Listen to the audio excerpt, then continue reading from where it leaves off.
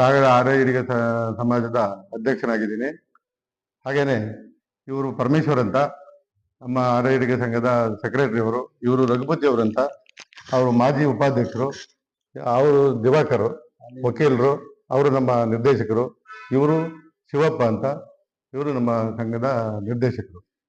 ಈಗ ನಾವು ಕಾಗೋಡು ತಿಮ್ಮಪ್ಪನವರಿಗೆ ಕೃಷಿ ವಿಶ್ವವಿದ್ಯಾನಿಲಯದಿಂದ ಡಾಕ್ಟರೇಟ್ ಪದವಿ ಕೊಡಬೇಕು ಅಂತ ಒಂದು ಮನವಿಯನ್ನ ಕೊಡ್ಲಿಕ್ಕೆ ಶಾಸಕರಿಗೆ ಕೊಟ್ಟಿದ್ದೀವಿ. ಆಮೇಲೆ ಇದ್ರ ಹಿಂದೆನೂ ಹೋದ ವಾರದಲ್ಲಿ ಕೃಷಿ ವಿಶ್ವವಿದ್ಯಾನಿಲಯದ VC ಅವರಿಗೆ, ವೈಸ್ ಚಾನ್ಸಲರ್ ಅವರಿಗೂ ಸಹ ಒಂದು ಮನವಿಯನ್ನು ಕೊಟ್ಟು ಬಂದಿದ್ವಿ.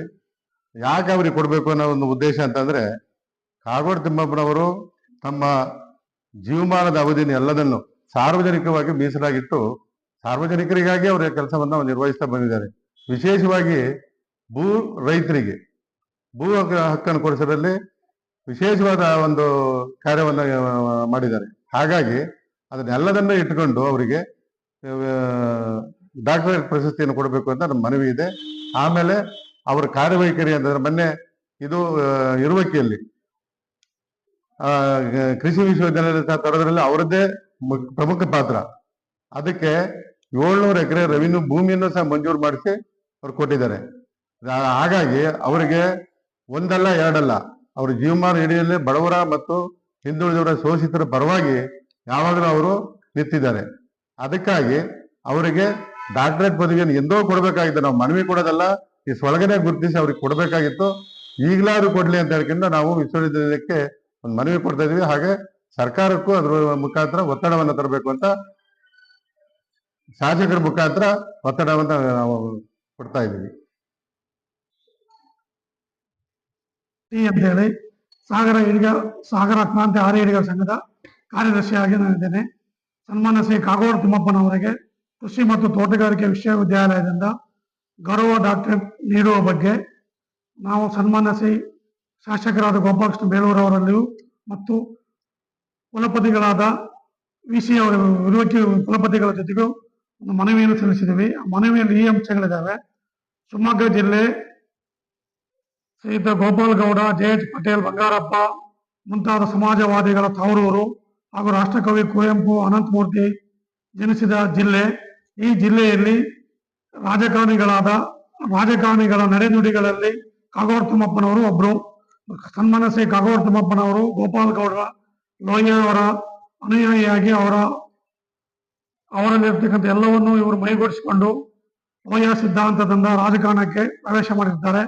ಇವರು ತಮ್ಮ ರಾಜಕೀಯ ಜೀವನದಲ್ಲಿ ಶೋಷಿತರು, ದೀನದಲಿತರು ಮತ್ತು ಸಾಮಾಜಿಕವಾಗಿ ಕಳಕಳಿ ಇರ್ತಕ್ಕಂಥ ರಾಜಕಾರಣಿ. ಅವರ ಜೀವನ ಪೂರ್ತಿ ಅದರಲ್ಲೇ ಕೊಳೆದಿದ್ದಾರೆ ಮತ್ತು ಭೂಸುಧಾರಣೆ ಕಾಯ್ದೆಯನ್ನು ಜಾರಿಗೆ ತರುವಲ್ಲಿ ಅವರದೇ ಆದ ಪ್ರಮುಖ ಪಾತ್ರವನ್ನು ವಹಿಸಿ ಆ ಜಾರಿಗೆ ತರುವಲ್ಲಿ ಶಿವಮೊಗ್ಗ ಜಿಲ್ಲೆ ಕರ್ನಾಟಕದಲ್ಲಿ ಪ್ರಥಮ ಸ್ಥಾನದಲ್ಲಿದೆ.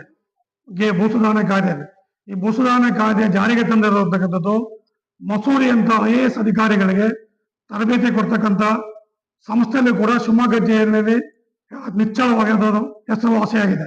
IAS ಅಧಿಕಾರಿಗಳು ಬಂದಾಗ ಶಿವಮೊಗ್ಗ ಜಿಲ್ಲೆಯಲ್ಲಿ ಬಂದ ತಕ್ಷಣ ನೋಡದೆ ಭೂಸುಧಾರಣೆ ಕಾಯ್ದೆ ಜಾರಿಗೆ ಎಷ್ಟು ಮಟ್ಟಿಗೆ ಆಗಿದೆ ಅನ್ನೋದನ್ನ ಅಲ್ಲೇ ಅವರು ತಿಳ್ಕೊಂಡಿದ್ದಾರೆ. ಹಾಗಾಗಿ ಕಾಗೋಡು ತಿಮ್ಮಪ್ಪನವರು ಸಾಮಾಜಿಕವಾಗಿ, ಶೈಕ್ಷಣಿಕವಾಗಿ, ರಾಜಕೀಯವಾಗಿ ತಮ್ಮದೇ ಆದ ಒಂದು ಪ್ರತಿಭೆಯನ್ನು ಗುರುತಿಸಿದ್ದಾರೆ. ಅವರು ಕಂದಾಯ ಸಚಿವರಾಗಿದ್ದಾಗ ಉಳುವನೆ ವಲಯದೊಡೆಯ ಕಾಯ್ದೆಯಂತೆಯೇ ವಾಸಸ್ಥಾನ ಮನದೊಡೆಯ ಕಾಯ್ದೆ ಜಾರಿಗೆ ತಂದರು. ನಮ್ಮಾನ್ಯ ತಾಂಡೆಗಳನ್ನು ಕಂದಾಯ ಗ್ರಾಮಗಳ ಪರಿವರ್ತನೆ ಮಾಡಿದರು. ಅದೇ ರೀತಿ ಗೇಣಿ ಕಾಯ್ದೆಯಲ್ಲಿ ಸಾಗರ ತಾಲೂಕಲ್ಲಿ ಶಿವಮೊಗ್ಗ ಜಿಲ್ಲೆಯಲ್ಲೇ ಅತಿ ಹೆಚ್ಚು ಪ್ರಕರಣಗಳಲ್ಲಿ ಗೇಣಿದಾರರಿಗೆ ಜಮೀನು ನೀಡಿದ್ದಾರೆ. ಆರೋಗ್ಯ ಸಚಿವರಾಗಿದ್ದಾಗ ಪ್ರತಿ ತಾಲೂಕಿಗೊಂದು ಪ್ರಾಥಮಿಕ ಆರೋಗ್ಯ ಕೇಂದ್ರವನ್ನು ತೆರೆಯುವುದಕ್ಕೆ ಪ್ರಯತ್ನ ಮಾಡಿ ತರಿಸಿದ್ದಾರೆ ರಾಜ್ಯಾದ್ಯಂತ. ಅದೇ ರೀತಿ ಅವರು ಸಮಾಜ ಕಲ್ಯಾಣ ಸಚಿವರಾಗಿದ್ದಾಗ ಬಡ ಮಕ್ಕಳಿಗೆ ವಿದ್ಯಾರ್ಥಿನಿಗಳನ್ನು ಪ್ರತಿ ಹೋಬಳಿಗೊಂದು ವಿದ್ಯಾರ್ಥಿಗಳನ್ನು ತಯಾರಿಸಿ ಆ ಮಕ್ಕಳಿಗೆ ಅಲ್ಲಿ ವಿದ್ಯಾಭ್ಯಾಸಕ್ಕೆ ಅನುಕೂಲವಾಗುವಂತ ರೀತಿಯಲ್ಲಿ ಮಾಡಿದ್ದಾರೆ. ಹಾಗೂ ಅವರ ರಾಜಕೀಯ ಜೀವನದಲ್ಲಿ ತಮ್ಮದೇ ಆದ ಛಾಪವನ್ನು ಮೂಡಿಸಿ ಶಿವಮೊಗ್ಗ ಜಿಲ್ಲೆಯಲ್ಲಿ ಅವರದೇ ಆದ ಒಂದು ಹೆಜ್ಜೆ ಗುರುತನ್ನು ನೀಡಿದ್ದಾರೆ. ಹಾಗೂ ಕೃಷಿ ವಿಶ್ವವಿದ್ಯಾಲಯಕ್ಕೆ 6 ಜಿಲ್ಲೆಗಳು ಒಳಗೊಂಡಿದ್ದೀವಿ. 6 ಜಿಲ್ಲೆಗಳಲ್ಲಿ ಇವರೇ ಪ್ರಮುಖ ಪಾತ್ರ ವಹಿಸಿ 15-16 ಸಾಲಿನಲ್ಲಿ 777 ಎಕರೆ ಗೋಮಾಳ ಜಮೀನನ್ನ ಮಂಜೂರು ಮಾಡಿಸಿ ಅವರ ಅವಧಿಯಲ್ಲಿ 160 ಕೋಟಿ ರೂಗಳನ್ನು ಕೃಷಿ ವಿಶ್ವವಿದ್ಯಾಲಯಕ್ಕೆ ಕೃಷ್ಣ ಬೈರೇಗೌಡ ಕಂದಾಯ ಸಚಿವರಾಗಿದ್ದರು. ಆ ಸಂದರ್ಭದಲ್ಲಿ 160 ಕೋಟಿಗಳ ಮಂಜೂರು ಮಾಡಿಸಿ ಶಂಕುಸ್ಥಾಪನೆ ಮಾಡಿದ್ದಾರೆ. ತದನಂತರ ಬಂದಿರತಕ್ಕಂಥ ಸರ್ಕಾರಗಳು ಅನುದಾನ ನೀಡಿ ವಿಶ್ವವಿದ್ಯಾಲಯವನ್ನ ಒಂದು ಅತ್ಯುತ್ತಮ ವಿಶ್ವವಿದ್ಯಾಲಯವಾಗಿ ಪರಿವರ್ತನೆ ಮಾಡಿದೆ. ಆದ್ದರಿಂದ ಕಾಗೋಡು ತಿಮ್ಮಪ್ಪನವರು ಈ ವಿಶ್ವವಿದ್ಯಾಲಯಕ್ಕೆ ಮತ್ತು ದಲಿತ ಬಡವರ ಶೋಷಿತ ವರ್ಗ ಎಲ್ಲಾ ಸಾಮಾಜಿಕವಾಗಿ ನ್ಯಾಯಸಮ್ಮತವಾಗಿ ಅವರ ಕಾರ್ಯವನ್ನು ಮಾಡಿರೋದ್ರಿಂದ ಅವರಿಗೆ ಗೌರವ ಡಾಕ್ಟರೇಟ್ ನೀಡಲು ಸೂಕ್ತ ಅಂತ ಹೇಳಿ ನಾವು ಸಮಾಜ ಬಾಂಧವರು ನಿರ್ಧರಿಸಿ ಮಾನ್ಯ ಸಚಿವರ ಮೂಲಕ ಸರ್ಕಾರಕ್ಕೆ ಮತ್ತು ವಿಸಿ ಮೂಲಕ ರಾಜ್ಯಪಾಲರಿಗೆ ಗೌರವ ಡಾಕ್ಟರೇಟ್ ನೀಡಬೇಕು, ಕಡ್ಡಾಯವಾಗಿ ನೀಡಲೇಬೇಕಂತ ಹೇಳಿ ವಿನಂತಿಸಿಕೊಂಡಿದ್ದೀವಿ ಎಂಬ ಅಂಶ ತಮ್ಮ ಮಾಧ್ಯಮದ ಮೂಲಕ ಕೂಡ ಇದನ್ನ ನಾವು ಸರ್ಕಾರ ಗಮನ ಸೆಳೆಯಬೇಕಂತ ಕೋರಿಕೊಳ್ತೇನೆ.